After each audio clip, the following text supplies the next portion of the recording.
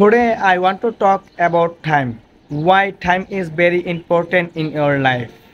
We all get 24 hours in a day and we should use our time carefully. Look at the time. If once time is gone, it never come and we can't buy the time and we can't get it back once it is gone. We should use our time properly and carefully. Look at yourself. Once upon a time you were small. Now you have been young. One day you will be old. Look at the time. Time is going on. So we should use our time carefully. My message is simple. Don't waste your time.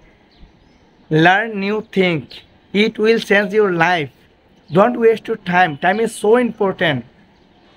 Look at yourself and talk to yourself. That's it.